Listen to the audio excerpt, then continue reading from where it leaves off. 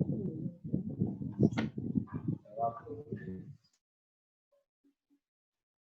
Hello.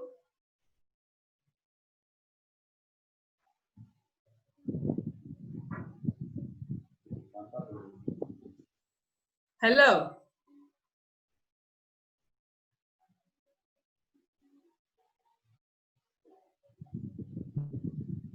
Hello.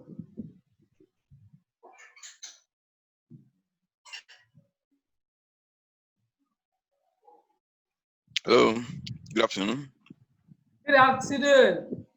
How are you? Fine, thank you. Thank God. Good afternoon. Wow. Thank God. Good afternoon. Good afternoon. Good afternoon. Why were you laughing? Huh? Nothing. Okay. So where is Mr. Morris? He's not here yet. I hope he will join us very soon. All right. I don't want to take so much of your time. I know that you guys are very busy, and I promise that I'm not going to take more than 1 hour. So I want to crave your indulgence to please give me your ears. Is that okay? All right. So before we start, let me just assess. Just give me 3 things that you remembered from Babatunde's session. Just 3 things that you can remember. Anything at all that you can remember from that session. You don't have to remember everything, but anything at all that you can remember. Please. Anything at all that you can remember from that session. Ogo, are you typing?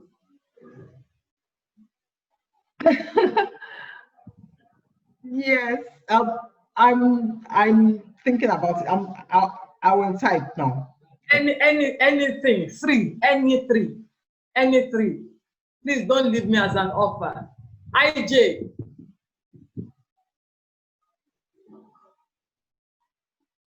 I'm here. Yes, give me any 3 things. 3 things that you can remember from the session. If you can't remember 3, if you can remember 1, I'll still take it. Okay. Yeah, I got that. Of course, the customer is the king. So we are in business because of our customers. So we need to treat them very well to continue to maintain customer loyalty. I also got that we shouldn't work in silos. Teams should not be working in silos. Yeah, and part of how to build teams together, ensure that teams are not working in silos, is to make the clarity of objectives is key, and team bonding activities also very key. All right. So I was actually following, even though I'm working on a lot of things. Very busy. But at least I'm happy with the fact that you can give me something.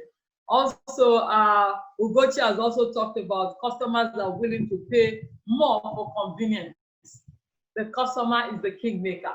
All right. So when you start thinking and you want to make decisions, anything that you're working on, just remember, just keep it at the back of your mind that the main reason why you are in business is because of the customer. Yinka, can I have a feedback from you? Anything that you can remember from the class?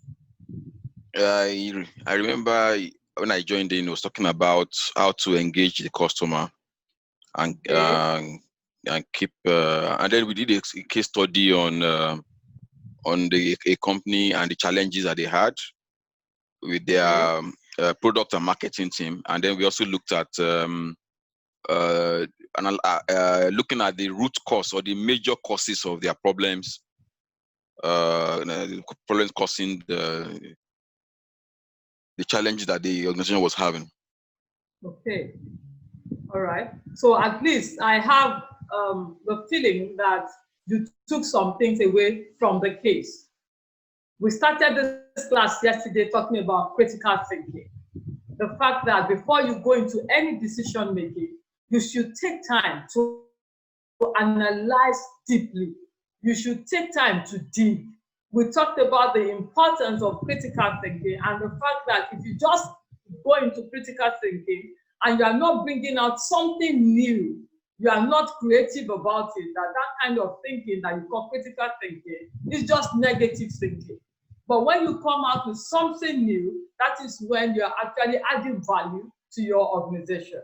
And we said to ourselves that if you go into creative thinking without going into critical thinking, what will be happening to you is that you will have novel thinking, which will not give birth to anything.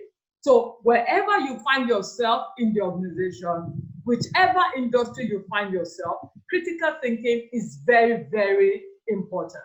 Now, in the class today, Babatunde has taken time to take us through, I think from yesterday, to take us through what decision making is, types of decision making. At some point, we talked about complex, we talked about simple, those things that you need to look at before you conclude that this is a simple decision or this is a complex decision that you have to make. And then you were told to look at those things that you should run away from, those things that fall under your bias, your assumptions and all that. And we went on to analyze a case. And please, I want to encourage every one of us, you must read that case at the end of the session.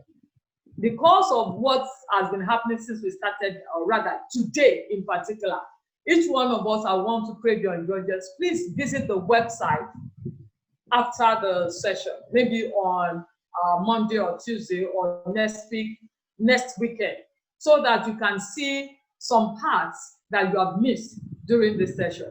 So quickly, what I want to do right now is to take us through some things that we need, to take us through those things that we need to help us when we want to do our critical thinking, to go into your critical thinking. Babatunde talked about mind mapping. So I'm going to be sharing with you exactly what mind mapping is. He also gave us the wheel, the decision wheel, and I said that every one of us should bother, go and print that decision wheel.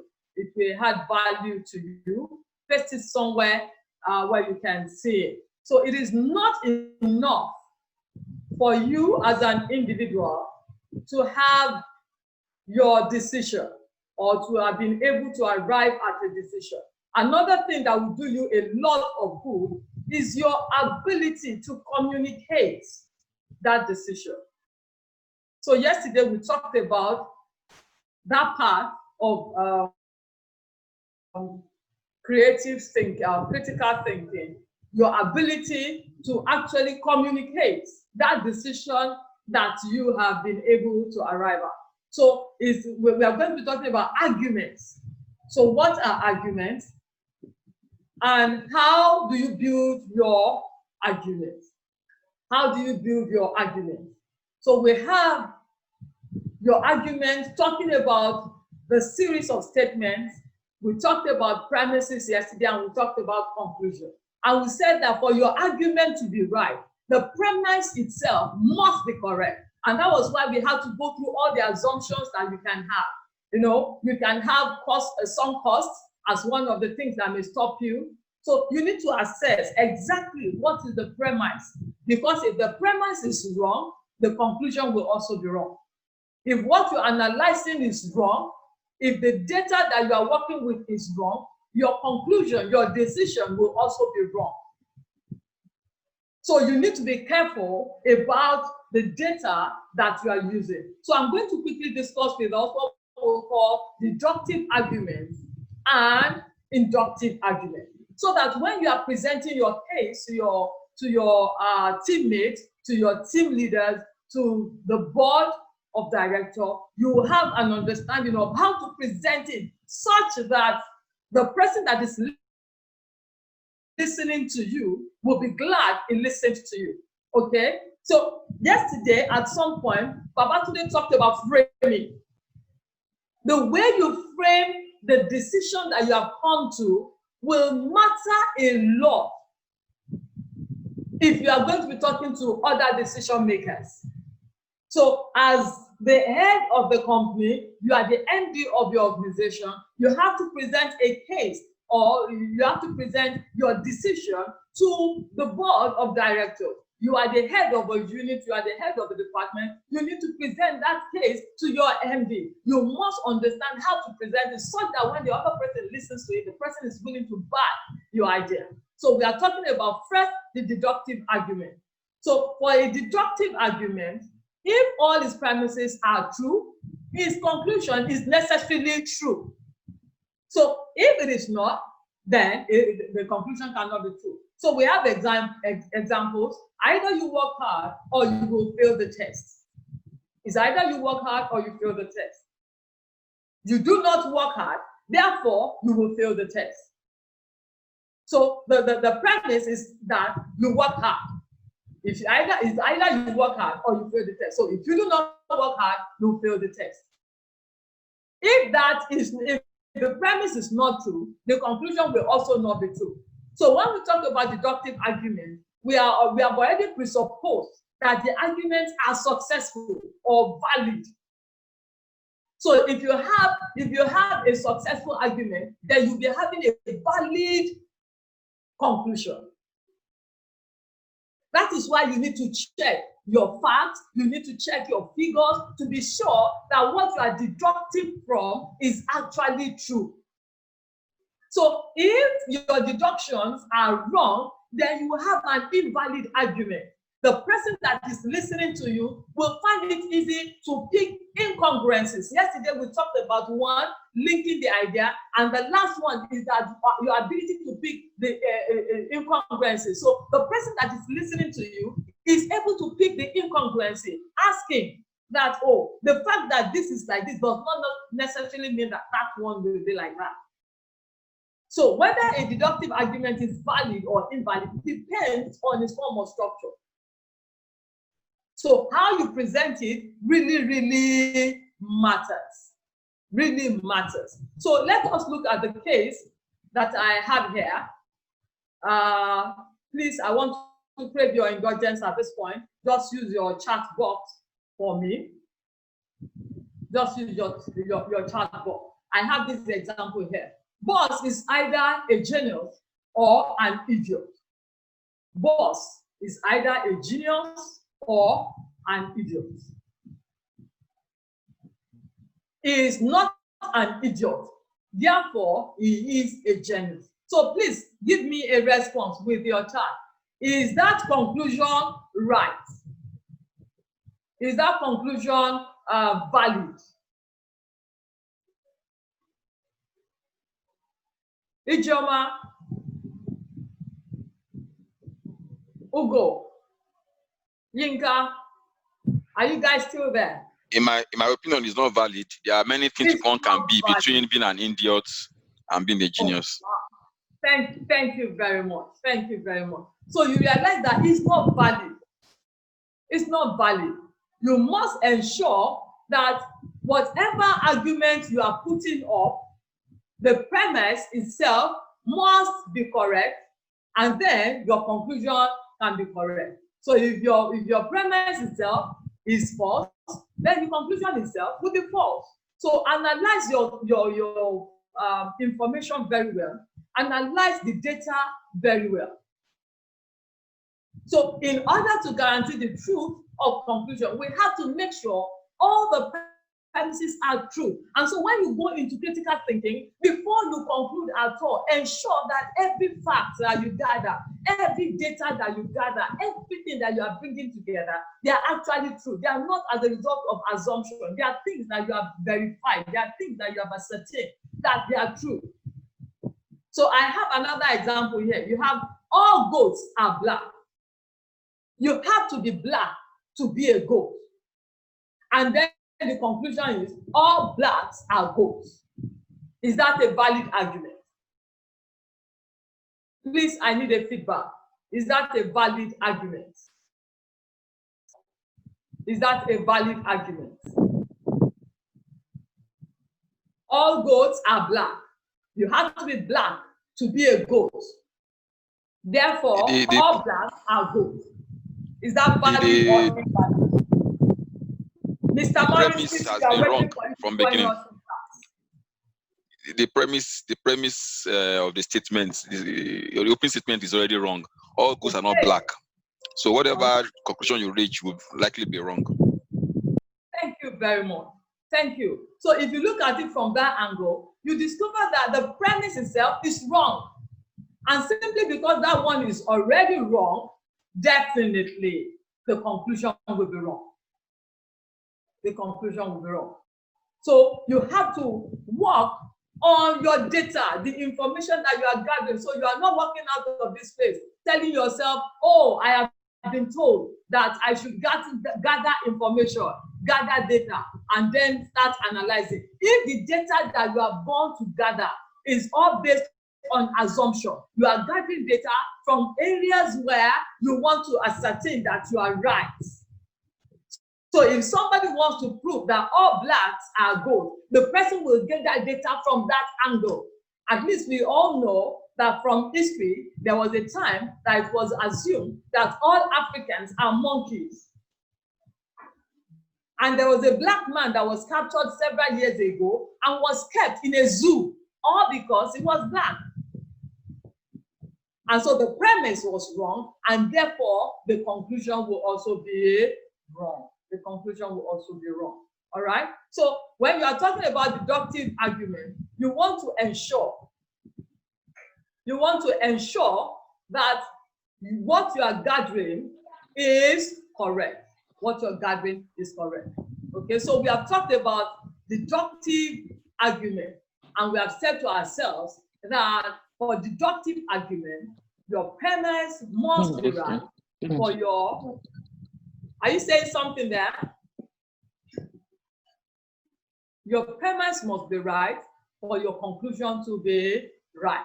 So when you input true information, your output will also be true. But when you input false information, your output will also be false. What am I trying to say to you? Please ensure that you take in carefully your biases, analyze them. Don't add them as part of the fact that you are bringing in. Don't add them at all. So you are looking at some cost simply because as an individual, you want to prove that going into this business is not going to be viable, or this business is not viable. You deliberately go and gather information from people who are of the same opinion with yourself, and then you finish the analysis and come up saying that this business will not work. Another person who has bothered to open up his mind, gather information from different parts, people who believe in his own opinion, people who do not believe in his own opinion. At the end of the day, the analysis is done, and then they discover that the business is viable. Your own company may decide not to go into that business. Another company will go into that business, and they will make a lot of profit, all because you gathered your information from the wrong place. So we are looking at inductive argument right now. What are inductive arguments? We have a typical example here of inductive argument. Goat 1 is black, goat 2 is black, goat 3 is black. Therefore, goat N is also black. So the conclusion would be all goats are black.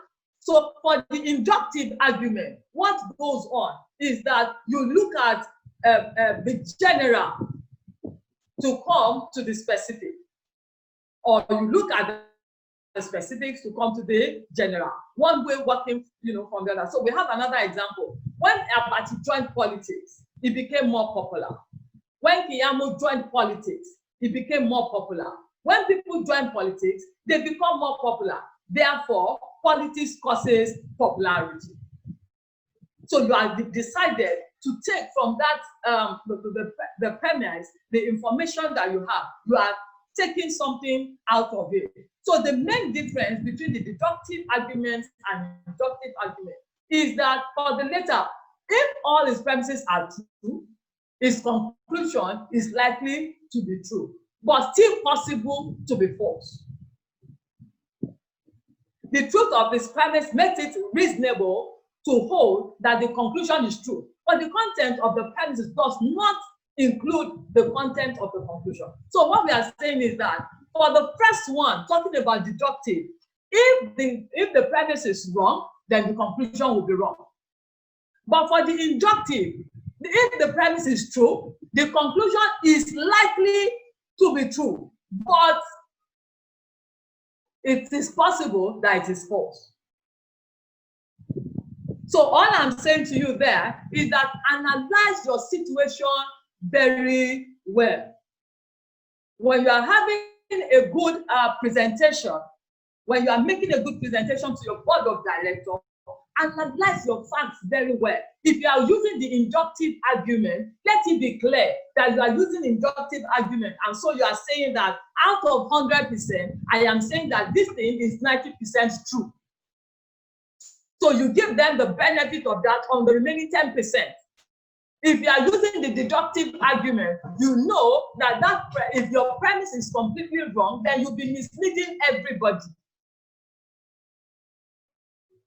So for anybody that is able to read in between the lines, the person is able to analyze carefully and know that what you are telling them may just be a bunch of lies that you have cooked up yourself or that you have gathered yourself because of your emotions, because of your assumptions, because of how you feel concerning a certain thing. So all I'm saying to you there is pay a little more attention to the information that you gather. All right? Your ability to present your facts, your figures, your ability to analyze it carefully and make the right, decisions out of there is very important. But even the way you present that decision is equally important. If you want somebody to buy into a particular idea, you have to be willing to present your fact or your decision in a logical way so that that person can see, okay, we have a strong premise here. And so if we have a strong premise, we have a strong argument. All right. So like I promised you, I said to you that I'm not willing to take too much of your time. So all I'm saying to you there is that before you present your decision to anybody, you too take time to find the incongruences. Take time to pick holes in those arguments yourself. Take time to go into extra analysis. Okay? All right. So let me just check if you picked anything from what I said. I need you to unmute yourself. Mr. Morris, are you there now? Mr. Morris. Mr. Morris. Ugo. Okay. All right. Ugo, you're there. Yes, IJ, I'm here. are you there? IJ. Okay. Yes, I'm here. Yes, I'm here. Thank you very much. I need to hear your voice. Please tell me if you can just remember from what I've said, what I said some minutes ago, the two types of arguments that I just discussed, the two types of arguments. Yes, the two types of arguments.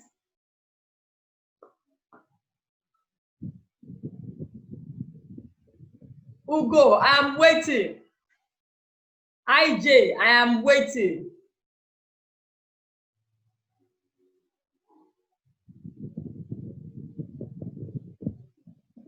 IJ.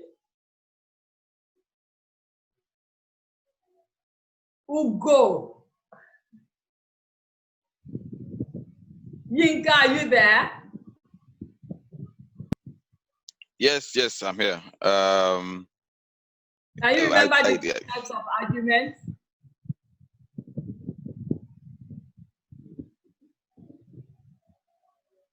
Sorry, we lost you there. Yeah, I think you talked about the type of reasoning. I remember that you mentioned inductive reasoning. Yeah.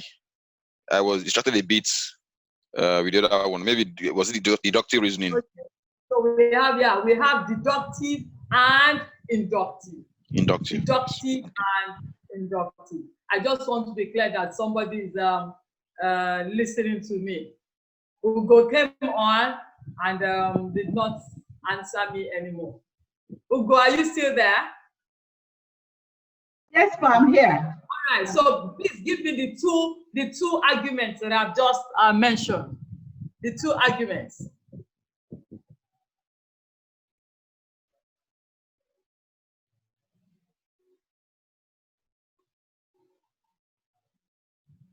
Okay. I sorry, Mr. I have Morris. to. Mr. Morris.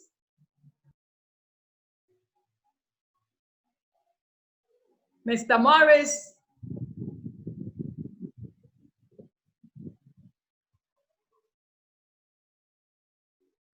All right. I guess I just have to move on. So I want to talk about the tools. Just taking it back from all the discussions that we've had on decision making. If you have a question, please feel free to call me back. All right. So we're talking about the types of tools.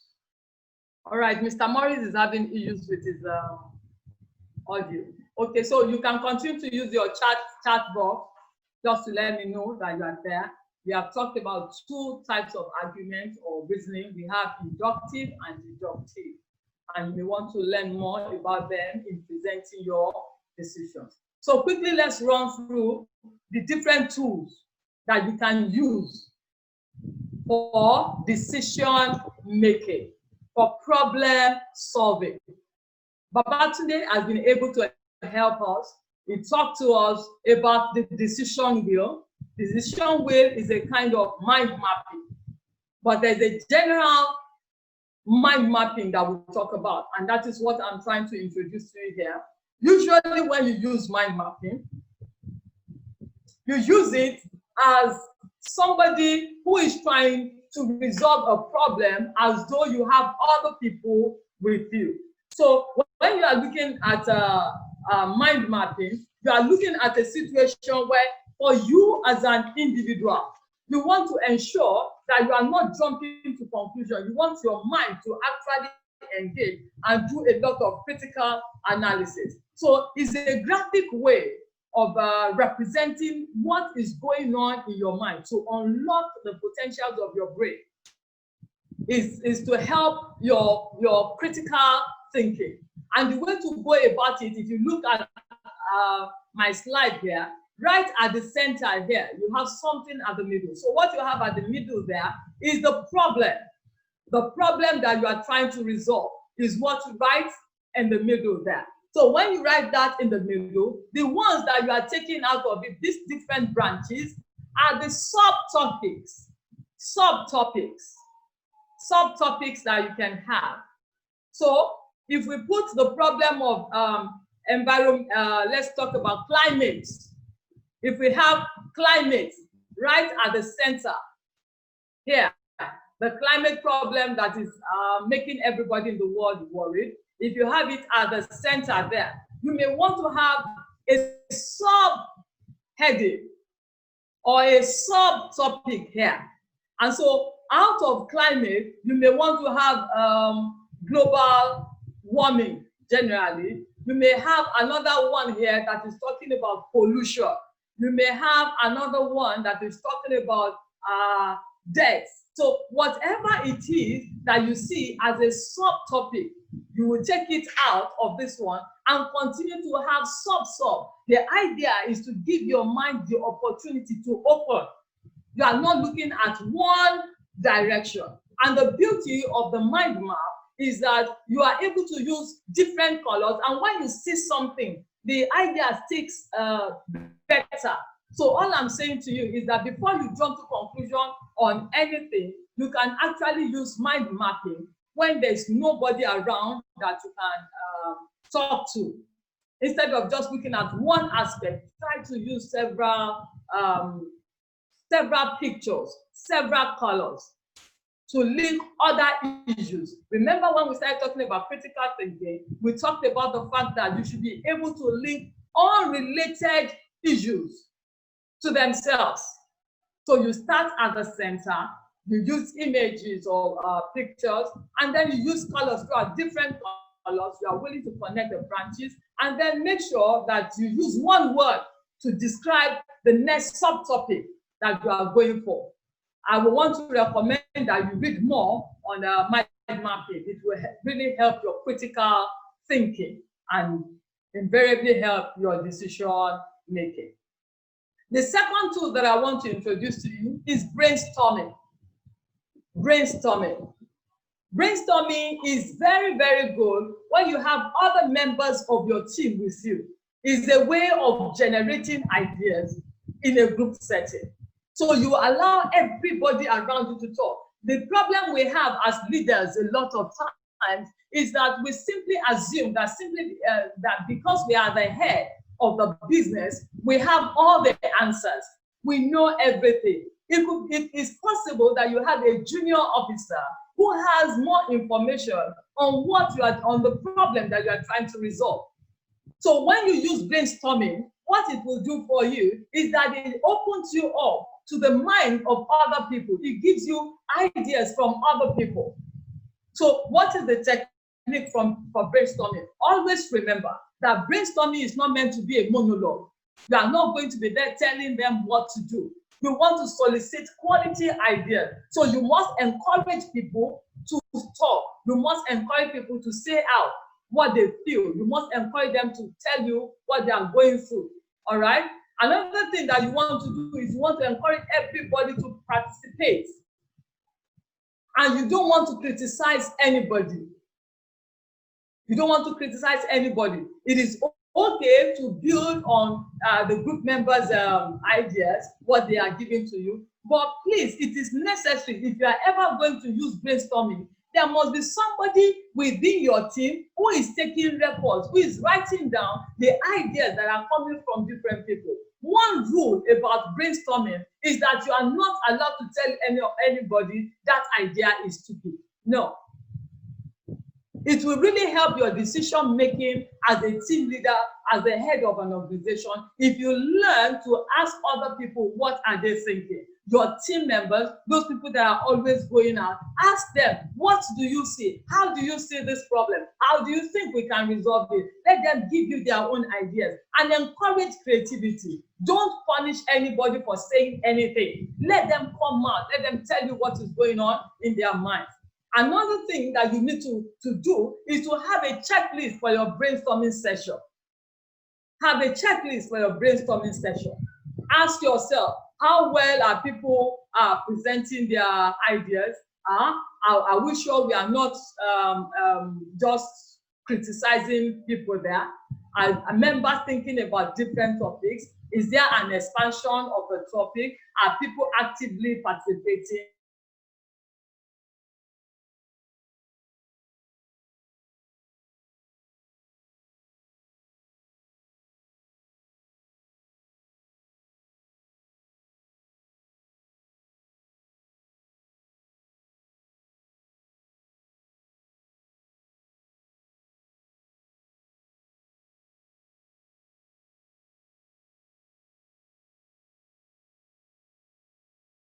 Are we listening to one another?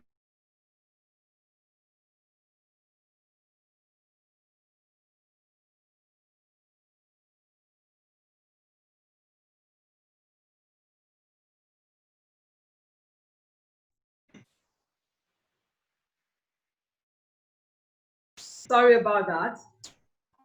Okay, so you must always remember to guide the discussion.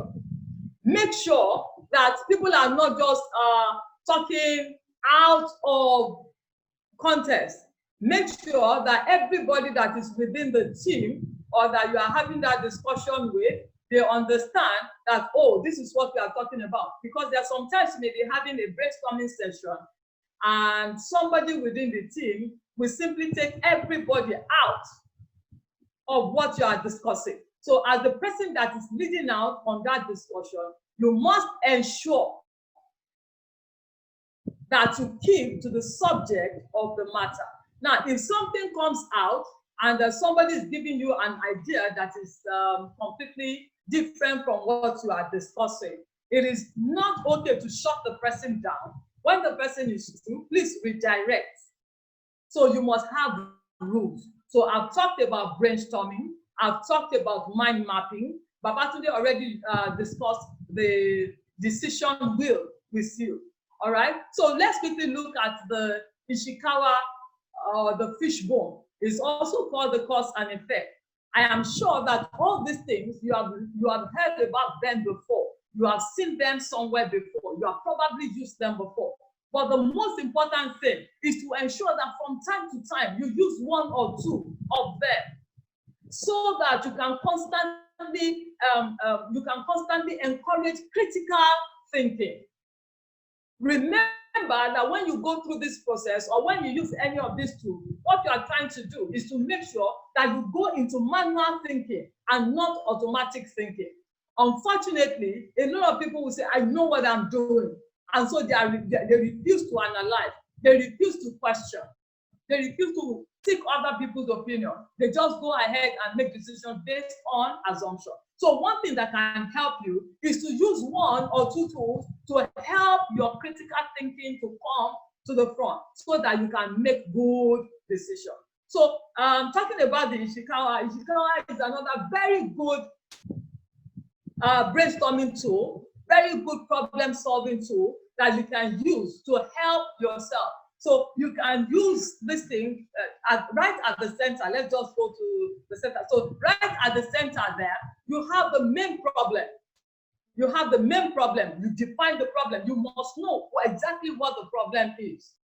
Your ability to identify exactly what the problem is will help you. If you are not able to identify the problem, it simply means, remember when we were talking about our argument, it simply means that your premise is already wrong. So your conclusion will end up being wrong. So you have to ascertain exactly what your problem is. Now, if you are able to ascertain what the problem is, you put it on the line that you have there, and then you can begin to look at identify the key causes of the problem.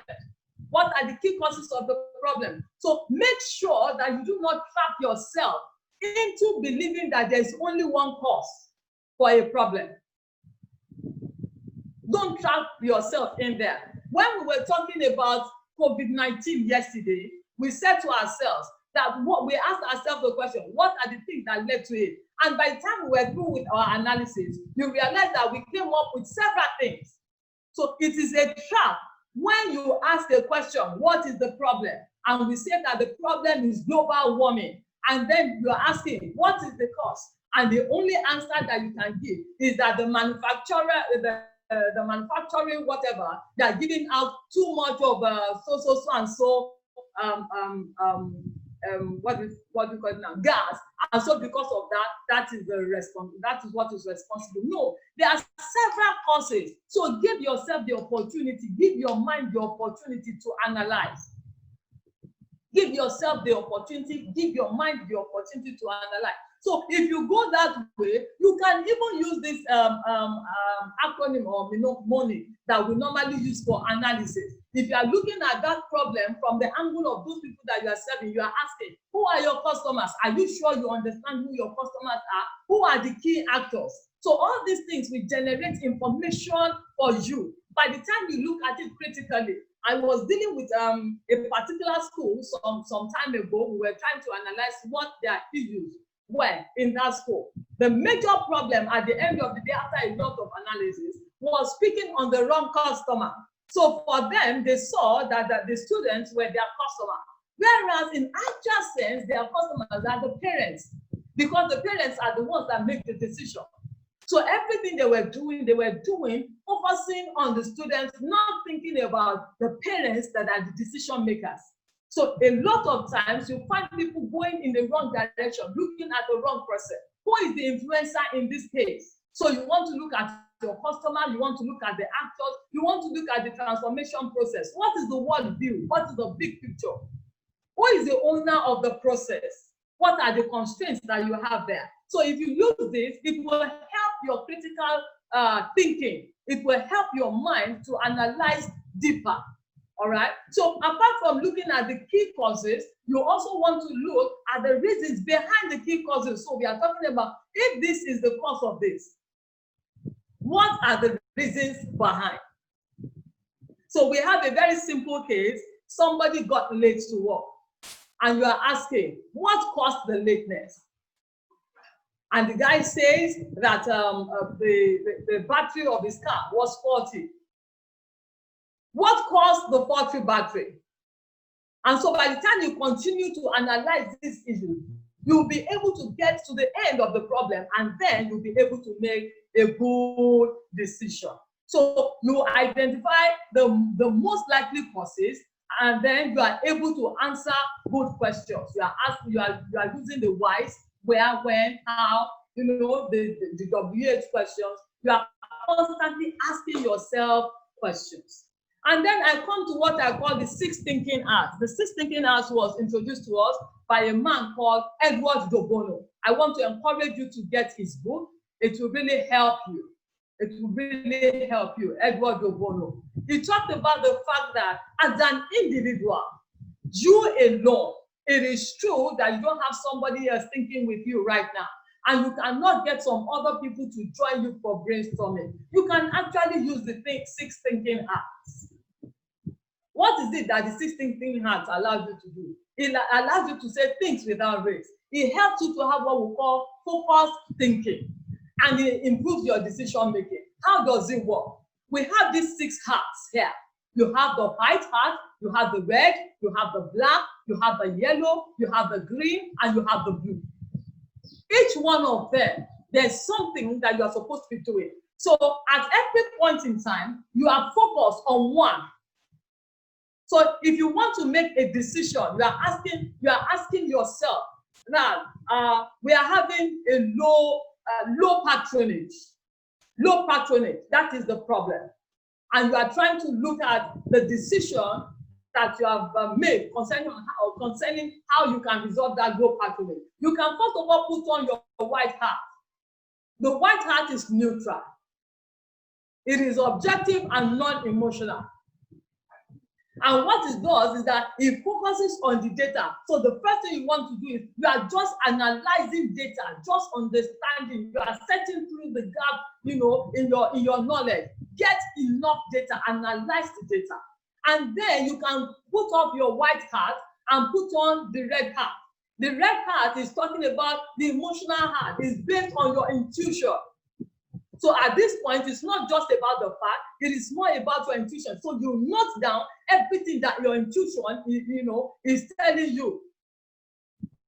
All right? And then the next one is the black hat. You then remove the red hat and put on the black hat. What is the black hat? The black hat is actually acting as the devil's advocate. So you are looking at it from the angle of, oh, what is going on? As far as this decision that we are making is concerned, it is something that can work against us. How can it work? The people that bought this technology or this idea the last time, they had issues here, they had issues here, they had issues here. What happens if we fail?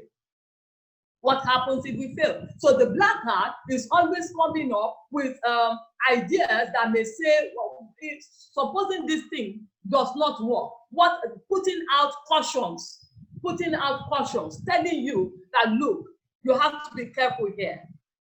And then you have the yellow hat. When you put on the black hat, you put on your yellow hat. The yellow hat is the optimistic hat. It helps you to think positively. Remember that the black hat has already told you. The black hat has already told you that you need to be careful. So what is the yellow hat saying? The yellow hat is saying to you that you can do it. So you are looking at the positive thing, and then you go to the green hat. The green hat is giving you creative ideas, and then finally you come to the blue hat that is in control. So you have the general overview. So I want to recommend to you, please look up the 6 thinking arts. It will really help you. And then you have the force field analysis. You can use that also. It's a tool that will really help you to analyze what you are working on, especially looking at the driving force and the restraining forces. What are those things that will help you to achieve? What are those things that will prevent you to achieve? And usually this is used when you are talking about, when you are looking at change management. What are the things that will stop, that will prevent you from achieving change, and what are the things that will help you to achieve change, so that it will help you. Other ones are like the pros and the cons. You can also use that to help your critical thinking so that you can make decisions. And finally, we have the feasibility analysis, looking at the strength and the weaknesses of the particular decision that you have made, so that you don't just jump into conclusion. And when you look at the feasibility analysis, you have steps So you want to look at evaluation of the legal capabilities, evaluation of the operational capabilities, the economic capabilities. You want to look at evaluation of the capabilities related to the schedule and that of the system and technology. It is only when you have gone through that under step 1 that you go to summary of the evaluation, and then you can go to recommendation. So all I'm trying to do here is to ensure that each one of us, having come to this class, all of us that are here, having come to this class, you have made up your mind that you will not make any decision unless you are taking time to analyze, unless you are taking time to sift through, unless you are taking time to check properly what you are doing. So don't just jump to conclusion. Remember that the destiny of several other people are depending on you. The destiny of the business, the future of the business is on your shoulders. Your decision can make or mar the organization. But always remember that even when you make a decision and that decision is not giving you the solution, it's not giving you what you are expecting to get, you can always go back to the drawing board. And so, talking about critical thinking, we have analyzed what is critical thinking. We have looked at decision making, what is decision making. We have looked at tools that can help you to make your decision. We have looked at how you can run away from assumption, and we have said to ourselves that we can make better decisions if only we are willing to do more of critical thinking. All right. So, Ugochi and Vanessa. Yes, ma'am. Aha. Thank you very much for allowing your internet to keep you with me till the very, very end. Thank you, ma'am. So can you give me a feedback? Did you pick anything from the tools at all? Did you pick any tool that I mentioned at all? Did you pick any? Yes, ma'am. I did. Please, which one did you pick? Which one at all? The tools you mentioned. Yeah.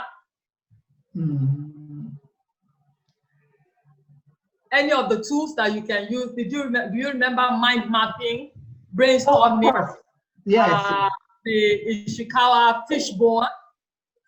All right. Yes, do you remember any of that? Okay. Yes. Which one of them have you been using before? I think the mind mapping. Okay, you have been using the mind mapping.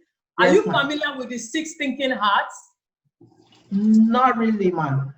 But I'm Okay. So studying I have properly. bothered to explain the 6 thinking hats. All right. And it's an idea that was given to us by a man called Edward de Bono. Edward de Bono. And I want to encourage you to get that book. You can get the e-copy of the book and read up on the 6 thinking hats. It gives you freedom to not judge yourself when you are coming up with solutions or when you are coming up with ideas. All right? Okay, ma'am. Thank you, ma'am. Yes, Ugo, let me check with you. Which of the tools did you pick? Did you pick any of the tools? Yinka, which one did you pick? Sorry, I lost connection for about 20 minutes. I just joined back. All but right, I was all right. actually looking at the 5 whys because I'm familiar with that a bit in our own causal learning investigations of problems. So All I'm right. familiar with that. So coming across it was refreshing. All right. Thank you very much. Are you familiar with the 6 thinking hats? He has done it here. Okay. I've come across that, the 6 thinking hats, the different colors. Yeah, and they're very, very useful. Okay, so you can introduce that to your teammates too. It will really help them. All right. Yes, actually, so, I've discussed that a bit with them. That we bring in different people with different approaches to investigations we carry out from time to time. okay. So I've mentioned a bit of that. So I'll do more of what you suggested. All right. Thank you very much. Thank you. Mr. Idowu Babatunde, are you still there? Yes, I'm still here. All right. Were you able to catch any of the tools while we were discussing it? I lost connection. Just coming back in now. All right. What I can do for you is that I will say that you should visit the website. I'm sure you will have time during the weekend. So we will put the recording of this session up. So any part that you have missed, you can check up on it. But I want to recommend to you the 6 thinking hats. It will really help you. It will really help you. We've talked about mind mapping. We've talked about brainstorming, which I'm very sure you're familiar with. But I want to recommend the 6 thinking hats to you.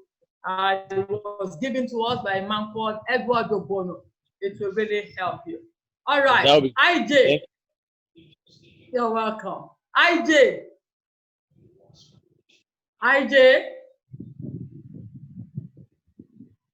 I've lost her.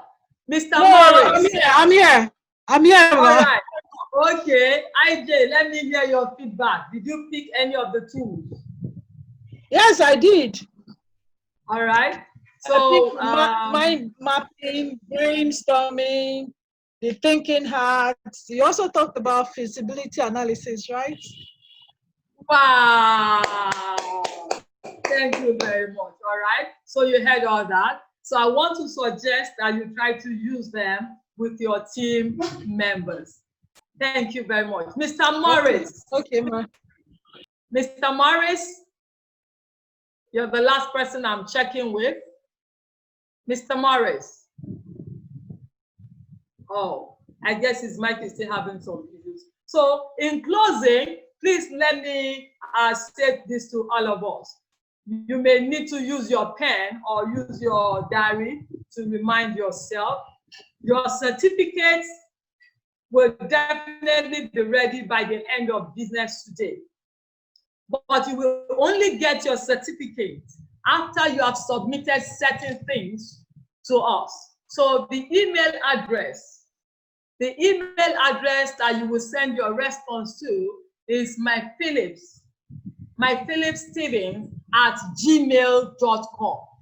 So you will see that in your chat right now. Please note it down, myphillipsstevens@gmail.com. All right. And then what are the things that you are expected to send back to us so that you can get your certificate? You have to fill the participant's profile so that your certificate can read exactly the way you want it to read, the way you want your name to be typed. That is the way you should write it in the participant's profile. We will also require that you fill the participant's view. Tell us how this training went for you, and if you'll be willing to recommend other people to attend the training. Number 3, there were 2 slides from yesterday's class that you were meant to fill.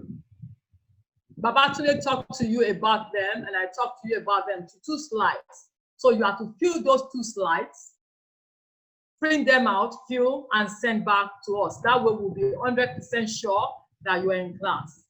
And finally, you will look at this last page that is on the screen. You have action plan. Action plan. If I don't get this action plan, I will not sign the certificate. Action plan. So on this page, you can see, what have I learned? What will I do differently? How do I intend to do it?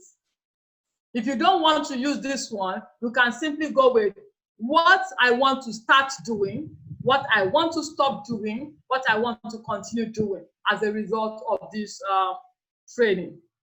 So please ensure that every one of us will fill these forms, we send in our assignments, and then we can take it from there and send your certificates to you. I must really appreciate every one of you for coming to class. Check on the website by Saturday. you will have, not Saturday tomorrow, but Saturday next week Saturday, you will have the recordings of this session there. But I must tell you that it will only be up for a few days. So please visit quickly and then do your assignments. Thank you very much for being part of this class. Please unmute yourself to wish me well as I wish you well too. Please unmute yourselves. Thank you, ma'am. Thank you very much, Madam Thank you so much. Ogo. Thank you very much, Mr. you very much, Ogo. Thank you. Thank you very much, Madam Amechi. Thank you to all of you. Thank you very much, Mr. Morris. I know you can hear me. And thank you very much, Yinka. God bless all of you. Have a wonderful weekend. You too. Thank you. Thank you, you too. Thank You did a good job. Thank you. very Great job, ma'am. Great job. Thank you.